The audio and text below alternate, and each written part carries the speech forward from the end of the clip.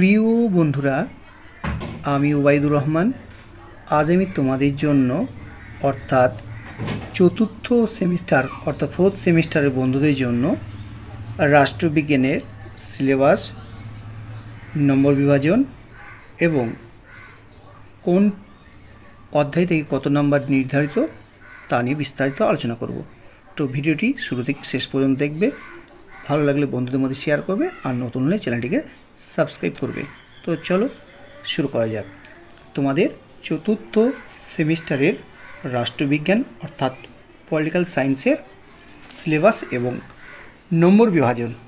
তো দেখো, তোমাদের রাষ্ট্রবিজ্ঞানে যে প্রথমে তোমাদের 1, 2, 3-এর মধ্যে যে ইউনিটগুলো রয়েছে তাতে তোমাদের কন্টেম্পোরারি ওয়ার্ল্ড পলিটিক্স, যেটা সমকালীন বিশ্ব রাজনীতি, এই অধ্যায় রয়েছে 3টি অধ্যায়।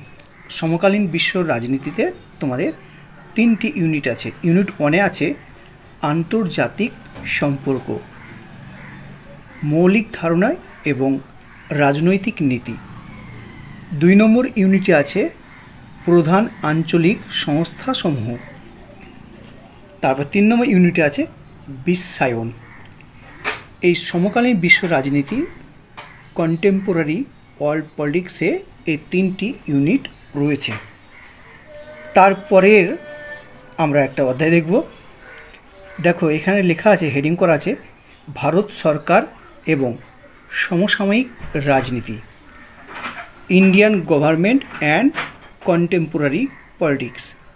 এখানে তোমাদের ইউনিট 4-এর অনে রয়েছে ভারত সরকারের বিভাগসমূহ, ভারতের শাসন বিভাগ। ভারত সরকারের বিভাগসমূহের মধ্যে শাসন বিভাগ এই অংশটা রয়েছে 4.1 ইউনিটে। তারপর 4.2 ইউনিটে রয়েছে, দেখো, ভারত সরকারের বিভাগসমূহ, ভারতের আইন বিভাগ। তারপর 4.3-তে রয়েছে ভারত সরকারের বিভাগসমূহ, ভারতের বিচার বিভাগ। তাহলে 4.1, 4.2, 4.3 ভারত সরকারের বিভাগসমূহের মধ্যে তোমাদের ভারতের শাসন বিভাগ, ভারতের আইন বিভাগ, ভারতের বিচার বিভাগ থাকছে। ইউনিট 5-এ থাকছে ভারতের সমকালীন নাগরিক সমাজের আন্দোলন। ভারতের সমকালীন নাগরিক সমাজের আন্দোলন। 6 নম্বর ইউনিট থাকছে সংবিধান সংশোধন এবং স্থানীয় স্বায়ত্তশাসন ব্যবস্থা। সংবিধান সংশোধন এবং স্থানীয় স্বায়ত্তশাসন ব্যবস্থা। এ হচ্ছে তোমাদের চতুর্থ সেমিস্টারের রাষ্ট্রবিজ্ঞানের 2টো পার্টের তোমাদের সিলেবাসের সমস্ত বিষয়। এবার আসছি তোমাদের কত থাকবে, প্রথম অধ্যায়ে কত নাম্বার থাকবে, দ্বিতীয় অধ্যায়ে কত নাম্বার থাকবে, এইভাবে তোমাদের মানগুলো দেখা যাচ্ছে। দেখো, প্রথম অধ্যায়ে যেটা আমরা পড়লাম, আন্তর্জাতিক সম্পর্ক, মৌলিক ধারণা এবং রাজনৈতিক নীতি, ঠিক আছে। এখানে তোমাদের নির্ধারিত সংসদ নির্ধারিত মান রয়েছে 8 নম্বর আছে। তারপরে 2 নম্বরের ইউনিটে ছিল, কি বলেছিলাম, প্রধান আঞ্চলিক সংস্থাসমূহ, ঠিক আছে, মেজর রিজনাল অর্গানাইজেশনস, ঠিক আছে। তো এখানে তোমাদের থাকবে নির্ধারিত মান, সংসদ নির্ধারিত মান 6 নম্বর। তারপরে দেখো, যেটা বিশ্বায়ন বলেছিলাম ইউনিট 3-তে বিশ্বায়নে তোমাদের সংসদ নির্ধারিত 6 নম্বর থাকবে। তারপরে দেখো যে ভারত সরকার এবং সমসাময়িক রাজনীতি, এখানে যে তোমাদের যে অধ্যায়গুলি বলেছিলাম 4 নম্বর অধ্যায়ে বা ইউনিট 4-এ 1, 2, 3-তে বলেছিলাম যে যেটা হচ্ছে ভারত সরকারি বিভাগসমূহ, ভারতের শাসন বিভাগ, ভারতের আইন বিভাগ, ভারতের বিচার বিভাগ। এই ইউনিট 4-এর 1, ইউনিট 4-এর 2, ইউনিট 4-এর 3, এই 3টি মিলে, ঠিক আছে, অর্থাৎ তোমাদের নির্ধারিত মান হচ্ছে 8।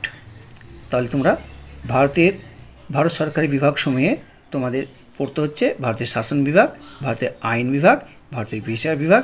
এই অংশতে তোমাদের নির্ধারিত সংসদ নির্ধারিত মান হচ্ছে 8 নম্বর। ইউনিট 5-এ আমরা বলেছিলাম ভারতের সমকালীন নাগরিক সমাজের আন্দোলন, এখানে তোমাদের 6 নম্বর থাকবে। আর 6 নম্বর অধ্যায় দেখতেই পাচ্ছ তোমাদের সংবিধান সংশোধন এবং স্থানীয় স্বায়ত্তশাসন ব্যবস্থা। এই স্থানীয় স্বায়ত্তশাসন ব্যবস্থা সেটা তোমাদের পঞ্চায়েত ব্যবস্থা থাকবে, ঠিক আছে, পঞ্চায়েত পৌরসভা এগুলো থাকবে, ঠিক আছে। তো এইখানে তোমাদের সংবিধান সংশোধন এবং স্থানীয় স্বায়ত্তশাসন ব্যবস্থা নির্ধারিত মান হচ্ছে 6 নম্বর নির্ধারিত রয়েছে। এবার তোমাদের কোশ্চেন প্যাটার্নটা কেমন আসবে, কী ধরনের প্রশ্ন থাকবে তোমাদের, হ্যাঁ ঠিক আছে, সেটা নিয়েও আলোচনা করব। তো দেখো যে ধরনের প্রশ্ন তোমাদের সামনে আসছে, সে 1 নম্বর টপিক থেকে তোমাদের ইউনিট 1 থেকে তোমাদের সামনে রাখছে যে 2 মার্কের একটি প্রশ্ন আসবে, তাই সেখানে দেখো, ঠিক আছে, একটি প্রশ্ন লিখতে হবে 2 মার্কের, আর 4 মার্কের তোমাদের প্রশ্ন থাকছে না, টাইপ 2 এর প্রশ্ন থাকছে না, 4 মার্কের প্রশ্ন থাকছে না, সরাসরি তোমাদের 6 নম্বরে একটা প্রশ্ন আসছে। তো তোমাদের প্রথম ইউনিটের 1-এর যে 8 নম্বর ছিল, এই 8 নম্বরের দুটো প্রশ্নতে বিভাজিত।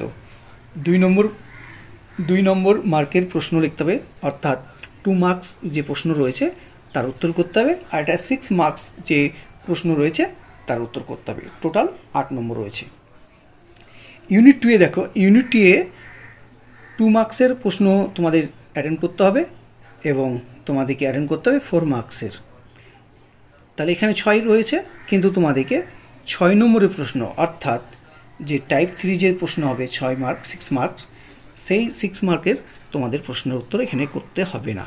তাহলে তোমাদেরকে 2 নম্বরে একটা প্রশ্ন করতে হবে, একটা 4 নম্বর প্রশ্ন করতে হবে, টোটাল তোমাদের এখানে 6 রয়েছে।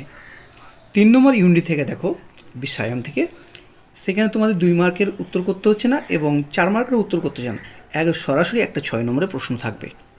বোঝাতে পেরেছি তোমাদের? তারপরে দেখো 4 নম্বর ইউনিটে, ঠিক আছে, ভারত সরকারি বিভাগসমূহ, এখানে থাকছে তোমাদের 2 নম্বর প্রশ্ন থাকছে না, 4 নম্বর প্রশ্ন থাকছে না, এখানে তোমাদের 6 নম্বরে একটা প্রশ্ন উত্তর তৈরি করতে হবে। তারপর দেখো 5 নম্বর ইউনিটে দেখো, ইউনিট 5-এ ভারতের সমকালীন নাগরিক সমাজের আন্দোলন, এখানে তোমাদের 2 নম্বরে একটা প্রশ্ন লিখতে হবে, 4 মার্কের একটা প্রশ্ন লিখতে হবে, কিন্তু এখানে 6 মার্কের প্রশ্ন লিখতে হবে না।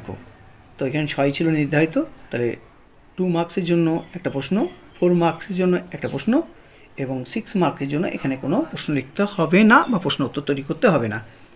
তারপরে দেখো 6 নম্বর অধ্যায়টা দেখো, যে সংবিধান সংশোধন এবং স্থানীয় স্বায়ত্তশাসন ব্যবস্থা, এখান থেকে তোমাদের 2 মার্কের একটা প্রশ্ন লিখতে হবে, 4 মার্কের একটা প্রশ্ন লিখতে হবে, 6 মার্কের এখান থেকে প্রশ্ন আসবে না।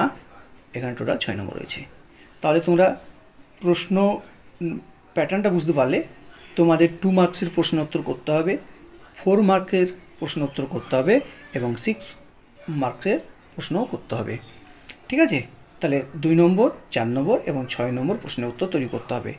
তাহলে তোমাদের 3টি 6 নম্বরের প্রশ্ন লিখতে হবে, ঠিক আছে, 1 নম্বর অধ্যায় থেকে, 3 নম্বর অধ্যায় থেকে এবং 4 নম্বর অধ্যায় থেকে তোমাদের 6 নম্বরের প্রশ্ন পড়তে হবে।